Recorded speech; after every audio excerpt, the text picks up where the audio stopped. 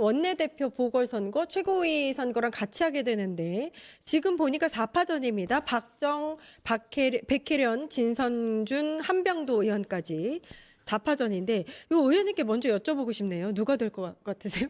지금 예. 네 분이 다 제가 지난 동료 선배 의원님이시잖아요. 예. 그래갖고 이번에 출마하시면서 다 한 분씩 컨택을 해봤어요. 아, 네, 그리고 좋아요, 사실 좋아요. 예, 그리고 출마 선언도 다 쭉 한번 얘기를 리뷰를 해봤거든요. 예. 우선 한병도 의원님 같은 경우에는 실제로 뭐 그런 얘기도 있더라고요. 이번에 이렇게 4명까지 나올지 몰랐던 거예요. 짧은 기간이기도 하고 갑자기 이렇게 거리가 된 거잖아요. 그런 면에서 추대하는 방식으로 한병도 의원님을 내부에서 얘기했던 게 있었던 것 같아요. 있었습니까? 예, 근데 경쟁이 이렇게 세지긴 했는데 아무튼 4명의 후보들의 공통점은 내란 종식하겠다. 그리고 당내 지금 위기와 수습을 위해서 내가 혼란을 어떻게든 중심을 잡고 모면하겠다. 그리고 이제 개혁 과제를 수행하겠다. 그리고 당정청에 대한 소통은 명확하게 나를 통해서 하겠다. 이런 부분에 있어서는 동일하다고 보고 예. 실제로 네 분이 그러면 친명이냐 친청이냐 뭐 언론에서는 상당히 많이 분류를 하려고 그러잖아요. 그렇죠, 그렇죠. 근데 이분들은 사실 분류가 안 되는 분들이에요. 이 네 분이 다 그렇습니까? 예, 명확하게 개폐색이 별로 없어요. 아하. 그럼에도 불구하고 이제 한병도 의원님 같은 경우에는 그 이재명 정부에서 전략기획위원장 했거든요. 그렇죠. 예전에 문재인 정부에서 정무수석했고 저는 개인적으로 원내대변 할 때 저희 운영수석이었어요. 윤호중 원내대표일 때. 네네. 그렇기 때문에 소통의 달인 그리고 전략적인 판단 잘한다는 면에서 매우 칭찬해드리고 예. 싶고요. 그리고 최근에 예결위원장 하셨네. 그래서 그렇죠. 이 예결위원장 예결위를 하셨으니까. 하면서 예산을 하다 보면 많은 의원님들이 도움을 받기도 하고 네. 서로 상부상조 하거든요. 그러면서 원내에서는 아마 우위에 있다라는 생각이 들긴 하는데 네네. 박정 의원님도 우리 박정 어학원의 그 유명한 그렇죠. 의원님이시잖아요. 예. 그래서 중국통으로 알려져 있고 특히나 박찬대 의원님을 도왔대요. 그래가지고 지금 친청으로서의 내가 그런 청와대와의 소통을 잘할 수 있다. 이런 부분에서의 어필을 하셨던 아하. 부분이 있고 그다음에 백혜련 의원님 같은 경우에는 이제 여성 리더십 그리고 사법개혁의 특히 위원장 하셨잖아요. 그렇기 때문에 내가 개혁 과제를 완수하겠다. 검찰 출신으로서 이런 부분에서의 마무리를 잘 짓겠다라는 상당한 어필을 하셨고 진성준 의원님은 우리가 알다시피 소신파시잖아요. 예. 그래서 상당히 경제에 있어서도 진보적 관념을 가지고 계시거든요. 그래서 그렇죠. 예전에 금투세 폐지할 때도 이거 안 된다 그러면서 소득이 있는 곳에 세금이 예. 있어야 된다라고 끝까지 주장했던 맞아요. 그런 소신파이시기 때문에 그런 면에서 정책위의장도 하시고 역량이 있는 분이시다. 예. 그래서 본인은 4개월만 유지하겠다라고 선언하면서 그렇죠. 선거 네네네. 전략을 갖고 나오셨어요. 예. 제가 아무리 설명을 해도 누가 더 위에 있을지 잘 저는 지금 모르시겠죠. 결론이 나질 않고 원내대표 있습니다. 선거는 뚜껑 열기 전까지 알 수 없습니다. 그렇군요. 의원님은 어떻게 보세요? 그래서 저도 저희 그 시의원들도 원내대표 선거할 때는 정말 그 수싸움이 머리 그렇죠. 표를 셀 수가 예, 예. 없거든요. 정말 의중을 알 수 없는 게 선출직 의원들의 특징인데 국회의원분들이 도대체 누구를 지지할지 그 친소 관계는 어떻게 될지 그러니까 사실은 모두가 훌륭하신 분들인데 살짝씩 결이 다르긴 하시단 예. 말이죠. 그리고 그게 어떤 청와대와의 관계나 이런 것이 아니라 각자의 캐릭터에 따른 또 리더십의 성격이 있기 때문에 의원님들께서 어떤 후보, 어떤 대표가 됐을 때 우리 민주당의 그림이 좋을 것이냐에 대한 각자의 생각이 있으실 거고 거기서 티내지 않고 어떤 티내지 않고 의중을 이제 숨긴 채로 서로 견주고 계실 것이다. 그래서 오히려 후보로 나오신 분들도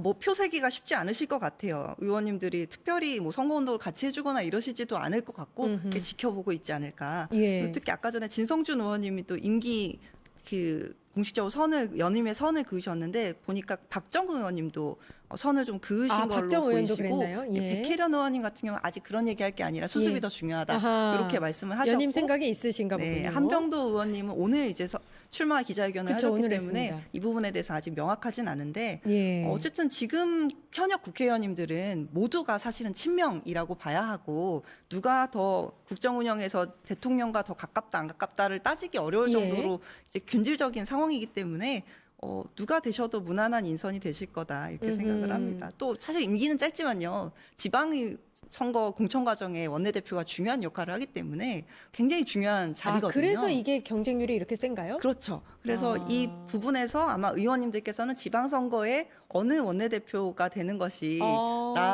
내가 생각하는 어떤 지역의 사정과도 관계가 될까 이 고민도 아마 같이 하시지 않을까 싶습니다. 예. 매우 중요한 시기인 게 이제 2026년 신년이 시작되면서 결국에는 2차 종합특검 그리고 통일교 특검 그렇죠. 이것을 잘 해결하고 추진하는 그 리더십을 보여야 되는 것이고 그다음에 지금의 우리의 당내 공천 시스템의 뭔가 관권 선거 이런 부분에 있어서 국민적인 오명을 어떻게 극복하고 다음 지방선거에서 투명한 공천을 할 것이냐.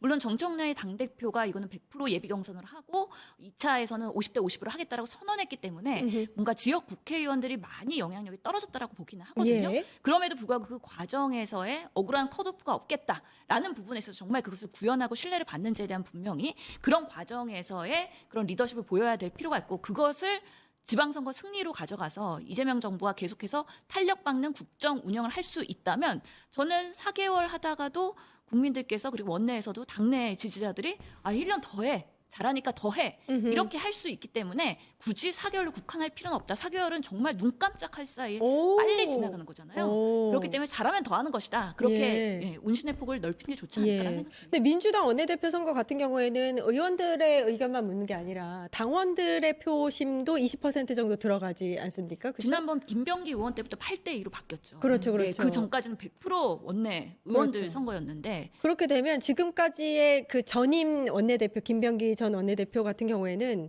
이 청과의 그 소통에 있어서 좀 점수를 얻었던 인물이기 때문에 이번 원내대표 선거를 할 때도 대통령과의 소통을 잘 할 사람 이런 기준으로 당원들은 표를 주지 않을까 싶어요. 그것을 감별하는 게 사실은 쉽지는 않을 것 같긴 한데. 그러니까요. 이 네 사람 중에서 네, 실제로 그렇기 때문에 그 4명의 후보들이 지금 정견 발표하면서 강조하는 거는 내란 종식입니다. 예. 그리고 2차 특검 꼭 구현하겠다. 이런 부분에서 개혁 과제를 제대로 수행하겠다. 이런 부분에서의 지지자들의 어필을 하고 있는 부분이기 때문에 우리 또 권리당원 분들이 그러니까 이 사안들에 대해서 지금 현안의 그런 엄중함을 알고 있기 예. 때문에 그러면서 누가 그동안 제대로 행동하고 구현했는지를 아마 엄중하게 예. 또 면면이 따져보지 않을까 아무리 싶습니다. 유도 질문을 해도 나오지를 않네요.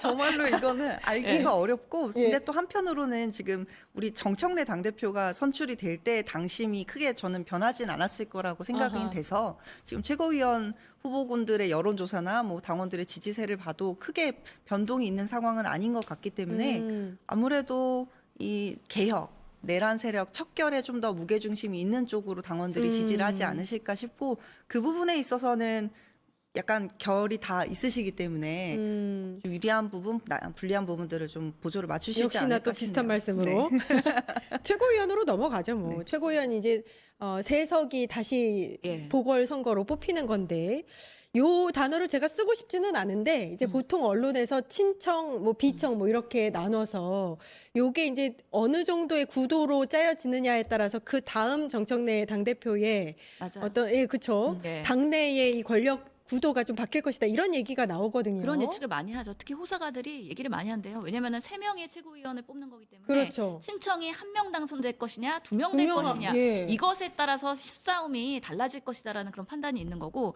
특히 이제 원내대표까지 바뀌게 되면 4명, 9명의 최고위원 맞아요. 중에 4명이 바뀌면 이게 거의 반수잖아요. 예. 그렇기 때문에 내부에서 분위기나 여러 가지 그런 소통의 과정에서의 우위를 어느 쪽으로 더 그러니까 청와대 쪽으로 할 것이냐 아니면 정청래 당대표 쪽으로 할 것이냐 이게 조금 길어질 수도 있겠다. 그래서 평론가들은 보통 방송에서는 그래서 원내대표 선거보다 최고위원 선거가 더 재밌을 것 같아 하면서 아하. 그쪽으로 더 관심을 쏠더라고요. 근데 이게 제가 보면 친청이라고 이야기하는 쪽이 후보가 한 2명 있고 예. 비청이라고 이야기하는 쪽이 한 3명 있습니다. 그럼 표가 둘로 갈리는 것보다 셋으로 갈리면 좀 불리하지 않겠느냐 요거는 그렇죠. 있어요. 1인 2표제이기 때문에 예, 사실 예, 2명 후보가 나오면 그냥 두 쪽으로 다 밀어줄 수가 있는 것이고 3명 나오면 이제 갈릴 수가 있기 때문에 그런 그러니까요. 리스크가 있고 특히나 왜 이런 친청 친명이냐 이런 프레임이 짜여졌냐면 최고위원들이 선언하면서 내가 이재명 대통령을 또는 내가 정청래 당대표를 이렇게 얘기하면서 명확하게 본인들이 좀 표명을 했어요.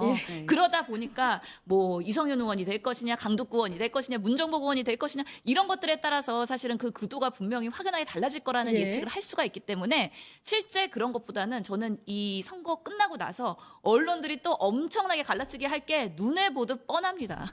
그렇네요. 네. 네, 의원님 근데 어떻게 뭐- 보세요? 근데 일단 공식적인 저희 당의 입장은 어쨌든 친청이라고 부르는 그런 거 후보든 없다. 친명이라 부르든 예. 그런 건 없다는 거고 다만 그 디테일에서 아주 지금 문제가 없다고 볼 것인지 아니면 당이 좀 더 대통령을 뒷받침할 수 있도록 노력해야 된다고 볼 것인지의 예. 결의 차이가 있다고 보는데 흐름이야 뭐 글쎄요. 기본적으로는 이제 대통령이 민생을 책임지는 주체이기 때문에 정치적 갈등보단 실용적인 노선을 추구하고 있기는 하고 음흠. 또 당에서는 또 개혁적인 드라이브 또 정청래 대표가 애초에 되실 때부터 악역은 내가 하겠다라고 선언하고 예. 했기 때문에 어느 쪽으로 드라이브가 걸릴지는 그래도 나름 그 결에서 다 차이를 보이고 있는 후보들이 몇 명이 되느냐에 따라서 예. 그림이 상당히 영향을 받지 않을까 싶기는 합니다. 예, 그러니까 이게 당내에서 그 어느 누구도 사실 원했던 방향은 아니었는데 갑자기 이제 원내대표까지 뽑게 되면서 원내대표 1명, 최고위원 3명까지 해서 4명의 지도부가 새로 재편이 되는 거예요. 그럼 권력 구도가 바뀌지 않겠느냐 이런 얘기는 당연히 나오는 거고 요 상황이 정청래 당대표에게 유리한 상황인 것이냐 이거 관심사일 수밖에 없거든요. 예. 제가 사실 비슷한 질문을 계속해서 드리고 있는데 예, 예. 네. 뭔가 명확한 좀 말씀을. 근데 그럼에도 불구하고 예. 아직 이재명 정부는 1년도 안 된 아주 막강한 지지율 60%의 그런 정부잖아요. 예. 그러면은 이제 대통령 중심으로 가는 겁니다. 아하. 그리고 모든 이슈들이 사실 청와대에서 많이 나오고 있어요. 특히 요즘에 뭐 그렇게 좋다고 할 수는 없는 이해운 장관 지명 예. 이런 것들까지도 여러 가지 인사권과 예산권 그리고 사실 뭐 대전 충남 통합 그리고 광주와 지금 전남도 통합한다는 거 아니에요? 막 그런 이슈들이 결국에는 그 청와대에서 나오는 여러 가지의 그런 결정 권한들이 많기 때문에 예. 아직까지는 대통령 중심으로 가는 거고 그래서 정청래 당대표도 계속해서 이재명 대통령의 성공을 위해서로 반복해서 하는 것이 결국에는 우리는 당정청 관계가 문제가 없다라는 걸 확인시켜주고 있는 것이죠. 예. 누가 되시던 간에 지금 국민의힘이 필리버스터 목리 때문에 민생 법안이 거의 190개가 그냥 수장됐거든요. 예. 그래서 그런 것들 특히 대통령이 추진하고 있는 뭐 이공계 투자라던가 뭐 R&D라던가 뭐 수사 뭐 각종 민생 법안이 너무 많은데 이런 것들 여야 간에 그 합의를 잘 이끌어내는 방향으로 좀 가서 좀 민주당이 대통령이 잘 국정 운영할 수 있도록 뒷받침이 되는 그런 최고위가 구성이 되고 잘 됐으면 좋겠다. 그냥 예. 꼭 방금 이제 경수했겠습니다. 민생 법안 말씀을 하셨으니까 지금 오늘이 4일이고 11일에 보궐선거가 있는 거거든요. 그러면은 한 7일 정도의 기간 동안 이 민생 많은 법안들 또 원내사령탑이 비어 있는 상황에서 민주당이 추진해야 되는 개혁 드라이브들 이런 거가 그러면 정청래 당대표가 단독으로 독단적으로 좀 진행하는 거 아니냐? 뭐 이런 얘기도 있어서 그건 어떻게 보세요? 당내 상황. 하여튼 간에 지금 그 선거 때까지 그러니까 돌아오는 한 주가 분수령인 거예요. 예, 그때는 그러니까. 사실 근데 여야가 어느 한쪽이 뭔가 원내대표나 그 선출이나 아니면 전당대회 하고 있을 때는 좀 기다려줘요. 그렇기 때문에 사실은 새롭게 선임된 사람이 또 리더십을 가지고 정리를 해야 되고 우선순위를 가지고 가야 되기 때문에 그 사이에 뭔가 빠르게 될 수는 없을 것이다. 그리고 여전히 우리 당내에서 여러 가지 악재들이 수습이 안 되고 있기 때문에 그런 부분에서의 정청래 당대표가 사과를 했고 오늘 조승래 사무총장이 또 기자 간담회도 하고 막 그랬거든요. 그래서 당내에 그런 여러 가지의 불신들에 대해서 계속해서 극복하고 쇄신하는 모습을 보이고 그 다음에 민생에 대한 부분 그리고 개혁 드라이브 이런 것들이 새로운 원내대표가 들어오면 새로운 최고위원들이 들어오면 순차적으로 구현하지 않을까. 그래서 너무 시급하게 할 필요는 없다라고 저는 아하. 생각합니다. 또 좀 시기적으로 지금 방중인 상태잖아요, 대통령께서. 그렇죠. 네. 대통령 사실 대통령이 해외에 나가시면 당은 좀 조용히 있어야 되는 그렇죠. 이슈가 예. 있거든요. 왜냐하면 예. 대통령이 스포트라이트를 받아야 되는 거고 국가에서 굉장히 중요한 상황인데다가 지금 미국 상황도 그렇고 좀 중국에 우리가 그 와중에 중국에 가 있는 거라서 예. 굉장히 엄중하고 중요한 이제 논의를 하고 오시게 되는 것이기 때문에 이번 주에는 사실 당내 선거를 정리하고 하는 과정에 있을 것이고 국민의힘도 쇄신안을 이번 주 내로 발표한다고 했기 때문에 각자가 각자 당내의 문제를 해결하느라 시간을 쏟고 그 다음 주부터 어느 정도 정리가 된 상태에서 시작하지 않을까 싶습니다. 예, 이번 예. 주는 뭐 그렇게 넘어가겠습니다. 대통령의 시간입니다. 예, 알겠습니다. 정치하다 언니들 오늘 여기까지 하겠습니다. 신현영 전 민주당 의원님, 박수빈 민주당 서울시 의원님 고생해 주셨습니다. 감사합니다. 감사합니다. 예, 저는 내일 오후 4시 50분에 다시 찾아뵙겠습니다. 함께해 주신 여러분 감사합니다.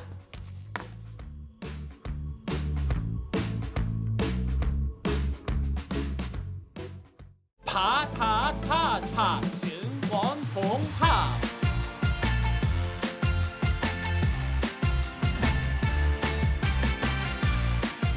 이제 저녁 8시 30분 퇴근 후 퀴즈 한판 혼자 하지 마세요. 같이 해요. 매일 저녁 8시 30분 많은 참여 바랍니다.